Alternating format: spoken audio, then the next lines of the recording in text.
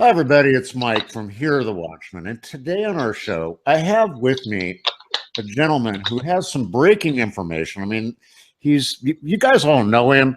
He's one of the most pathetic researchers that we have out there today. He was introduced to me by L.A. Marzulli at an undisclosed location in Oklahoma. Bill, thank you for joining us today. Now, listen, you did a teaching the other night.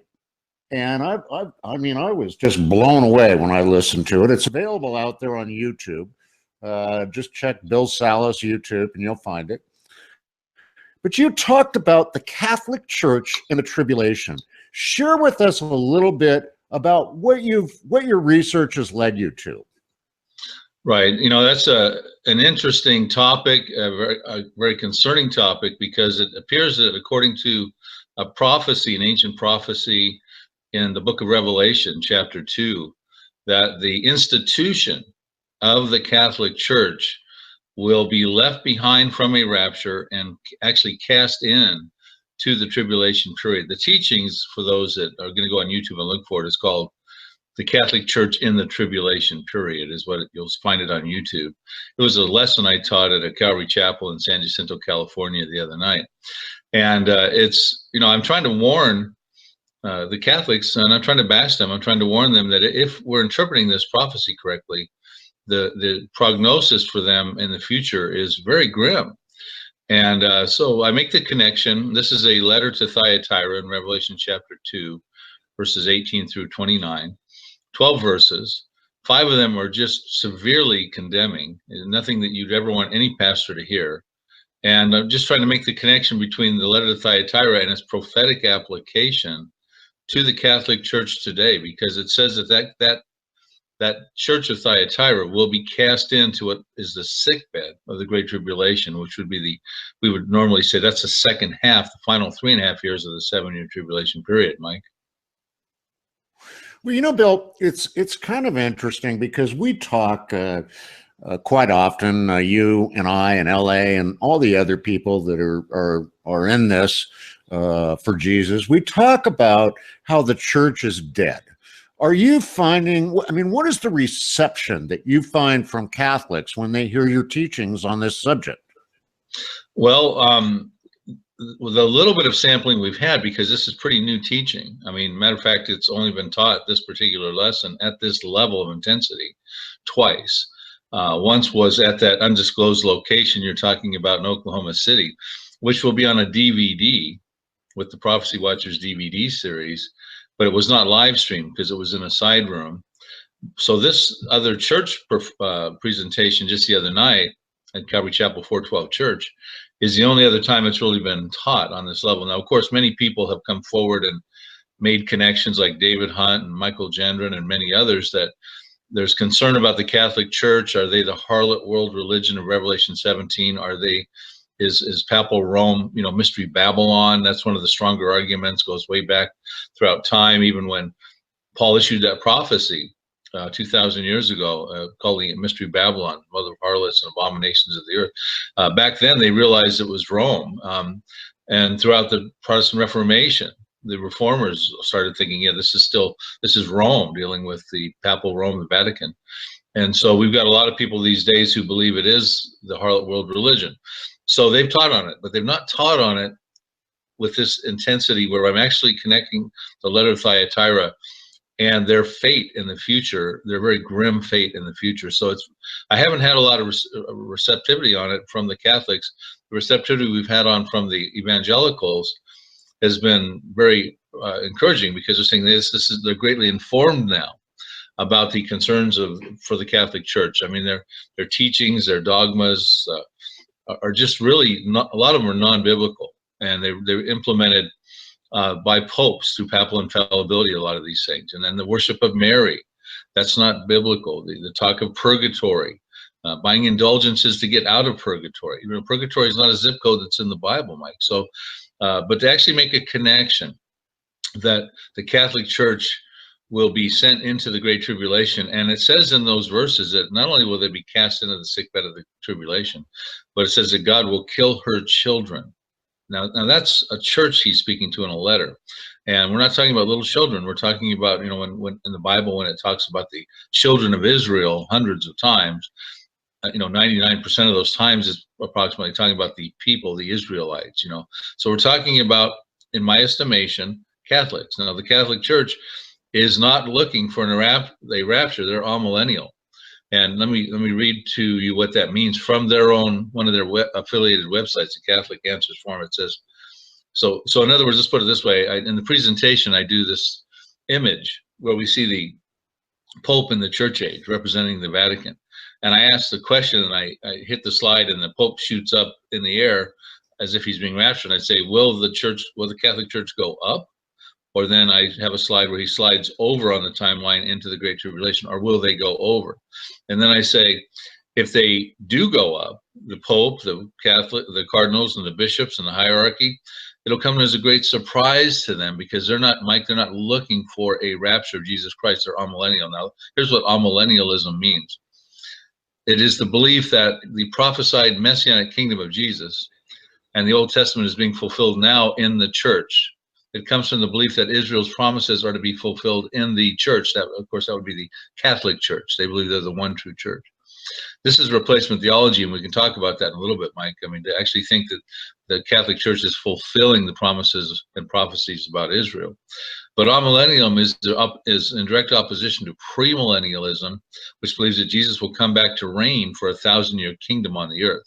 So that's in Revelation 20, verse 4, that there'll be a 1,000-year messianic kingdom. So I'm a premillennialist, meaning I believe Jesus is going to come before the millennium. He's going to reign within the millennium for 1,000 years. They're not seeing it that way. And so they're not supposed to get raptured, because if they're fulfilling supposedly the promises that Israel is going to fulfill in that kingdom period, they have to be on the earth to do that. So they consider Israel the children of the promises, and they consider the Catholic Church the children of the fulfillment. So they're not looking for a rapture. When it happens, they won't, they'll basically solidify their stance that, well, we're still the one true church, we're still here. So whatever their arguments will be, whatever that deception will be, that positions them appropriately to be the harlot world religion after the rapture.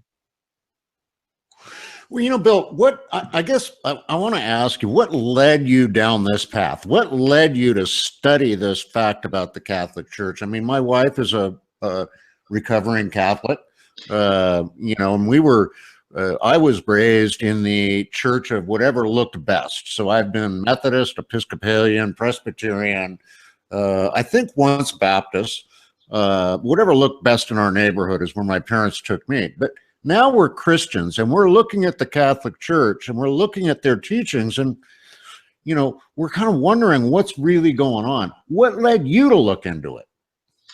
Well, it's interesting, because that's a good question, because my platform was built upon my research in Middle East events. I came out in 2008 with a book called Israelistine, The Ancient Blueprints of the Future Middle East. And it was about a prophecy in Psalm 83 dealing with a concluding Arab-Israeli conflict, and a lot of related prophecies dealing with Israel being relevant today, being rebirthed as fulfillment of prophecy. Matter of fact, we're celebrating the 70-year rebirth of Israel anniversary next year, 2018. Also, the Israeli Defense Forces in existence of Bible prophecy. I found prophecies related to that, dealing with their Arab enemies, which are also in Psalm 83. So I put that book out. I've since come out with another book and upgraded that after the Arab Spring, called Psalm 83, The Missing Prophecy Revealed. Dealt with a book dealing with the nuclear showdown in Iran, an ancient prophecy overlooked with Elam, dealing with, I believe, Iran's nuclear program today. So why did I get involved in the Catholic Church? Well, I wrote a book called Revelation Road. It came out in 2011. It was a novel and a commentary. And I'm trying to put application to Bible prophecies. How would they affect an American family as they go through the fulfillment of powerful biblical end times prophecies? And it's book one of an end times trilogy, an end time series. So we wrote book one, and now we had book two coming up. So what happens after book one? Well, the book one ends with the rapture, ends the church age. What happens to the people who get left behind? That's book two, which is called Apocalypse Road, Revelation for the Final Generation. That takes me now into, well, there's a harlot world religion. That takes me into Mystery Babylon. So now I have to address the issues of who could the harlot world religion be? It turns out that I've been blessed for the past decade with some really good contacts who've done an enormous amount of research on this. Jim Tetlow, he has since passed away, but he wrote a book called Queen of All with Brad Myers and Roger Oakland. Brad Myers is a very dear friend of mine, a Messianic Jew, and he is probably one of the best researchers on the harlot world religion in the world, in my estimation. And so he and I and Jim Tetlow did a book called audio drama called The Coming Global Transformation. All these are available on Kindle, the scripts and that sort of thing. And I relied heavily on Brad's research and my research to delve into the depths of what's really going on with Catholicism. It wasn't really where I was thinking I would go with my ministry, but following this End Times book series, and the last book will take us into the tribulation period. It'll be called Tribulation Road. It took me there. So, you know, and I think it's important for people who study Bible prophecy to have a good overview of all Bible prophecies, even though we may specialize in certain areas, like L.A. Marzulli. If you want to find the front runner on the UFO deception, I mean, you got to go read L.A. Marzulli, go to his blog and get his books, etc. Middle East, Psalm 83, I'm sort of the poster child for Psalm 83. But we still all need it, as LA and I do, to have a good overview of the Bible prophecy in general. Well, you know, it's interesting, Billy. You touch on Iran a little bit. What is really going on today in the world? I mean, mainstream media right now kind of is focused completely on North Korea, and Iran just kind of gets pushed off to the side over here and swept under the carpet. What are your thoughts on Iran? What are you seeing with Iran and what's happening in the world today? Well, these are both rogue countries working on on nuclear technologies, and North Korea already has that. Iran has very advanced stages of that, but Iran has intercontinental ballistic missiles, which those technologies, it's pretty well understood that North Korea and Iran have become bedfellows, if you will, and they're sharing their technologies, and they're both very dangerous. They both hate America. They both dislike Israel, with Iran with a passion. They call Israel the little Satan. Iran is the elephant in the room in the Middle East. And you're right, the world is focused a lot on North Korea, but Iran always still pops up in the news right now. Matter of fact, there's a lot of concerns with Saudi Arabia and dealing with Iran, because they're Sunni versus Iran being Shiite. So what I try to do with my ministry, Mike, is bring forward not only the secular worldview, which people get inundated with on the news channels, mainstream news, and that sort of thing, but I like people to realize, listen, there's a biblical perspective, a biblical narrative, and a prophetic perspective. So when we talk about Iran, they're dangerous, and they're in Bible prophecy.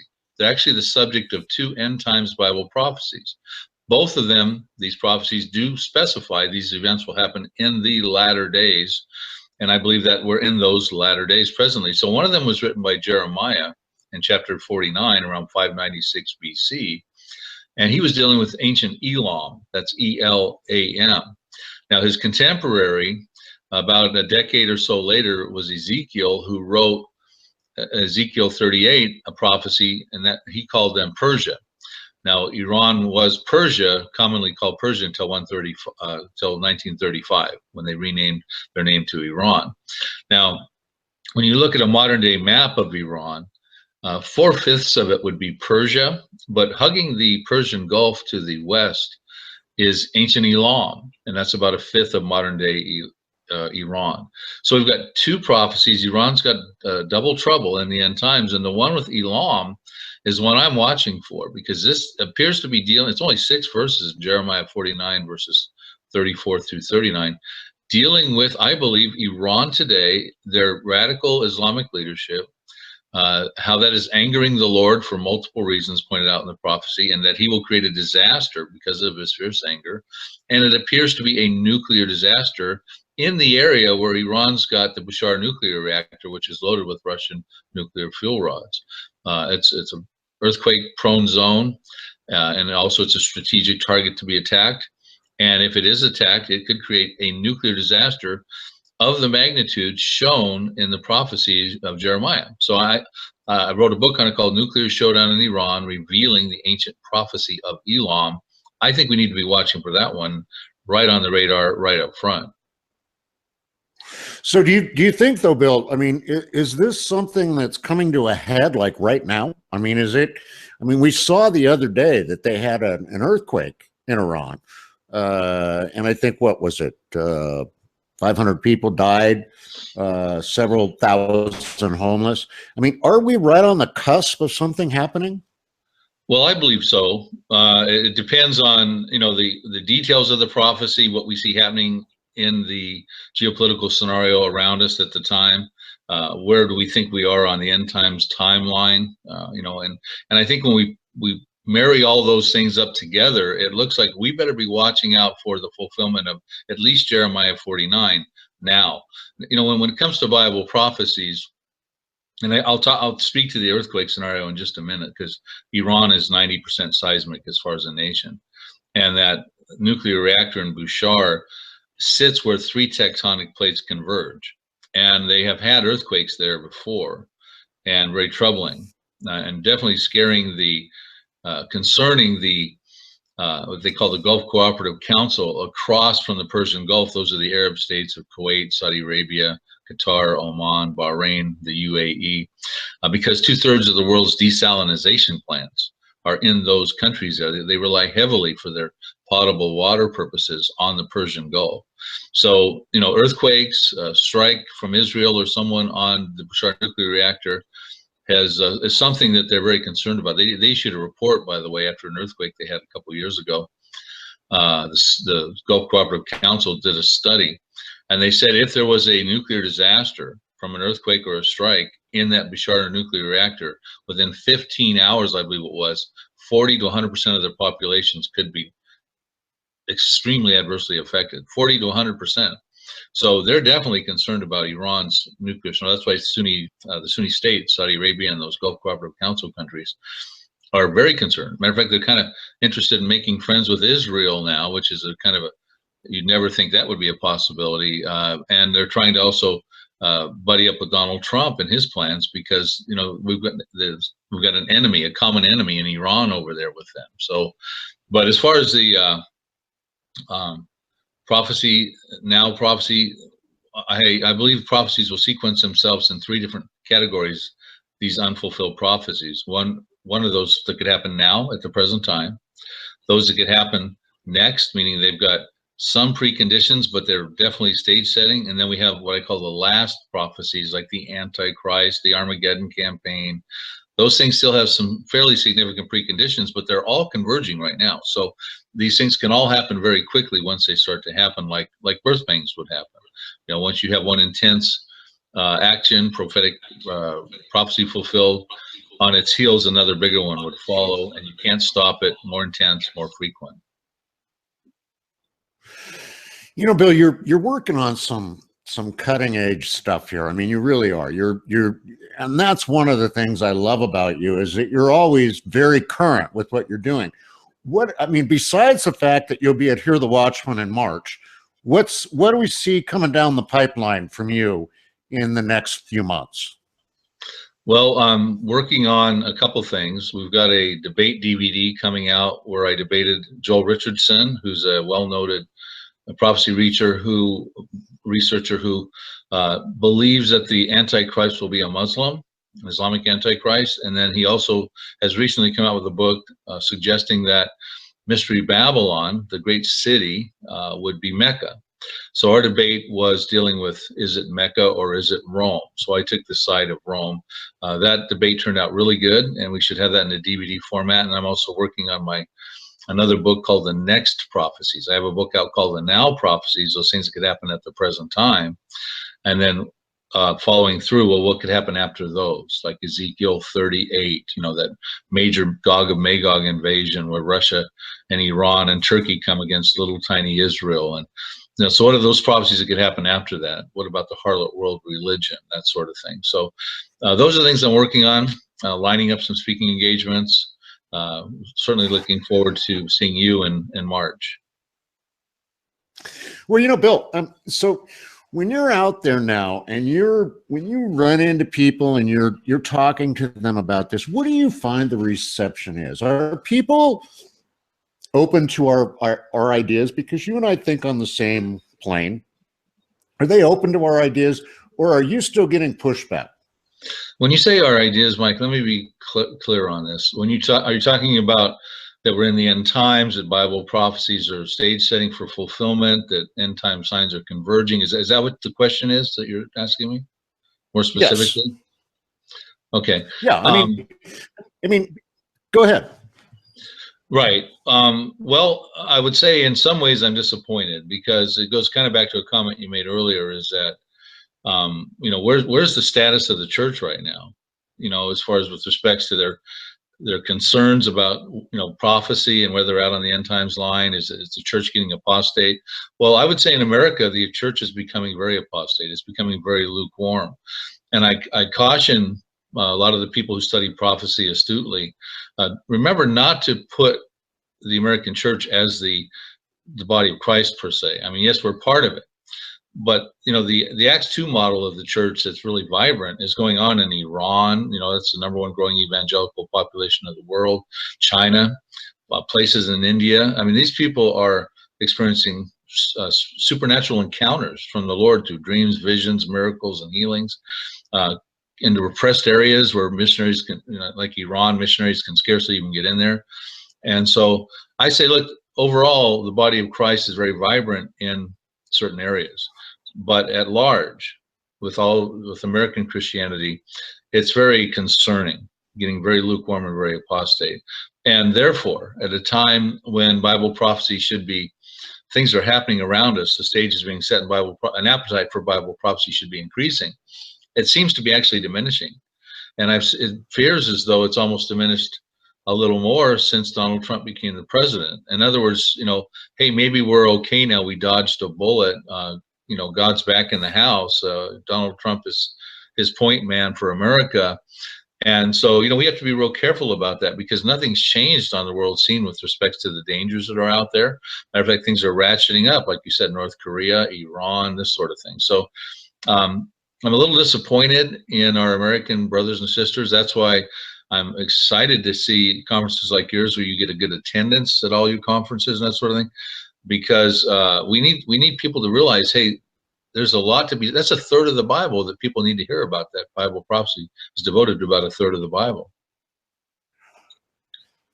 Well, Bill, listen, I want to thank you for joining us today on the show. I mean, folks, I can't emphasize enough. You need to follow Bill Salus, S-A-L-U-S. Bill, how do people find you? Well, thanks, Mike, and it was great to be on your show. My website is the best place to find me, and that is prophecydepot.com, Prophecy Depot, like homedepot.com. And I've got my articles, media appearances, products, DVDs, and books on there. And my contact information is there. So just go to prophecydepot.com. Well, Bill, thank you so much again. I really appreciate you taking time out of your day today to spend with us here on the show. And folks, you know, let's look at it this way. If L.A. Marzulli recommends Bill Salus, you know he's the real deal. Bill, again, thank you for joining me today. Thanks, Mike. I look forward to seeing you soon. We'll see you soon. And folks, remember, like we always say here on the Watchman's Report, you can do anything with Jesus in your heart except nothing at all. So get out there, get busy, help Jesus, find Bill, and research what he's teaching. And until I see you next time here on the Watchman's Report, have a blessed day.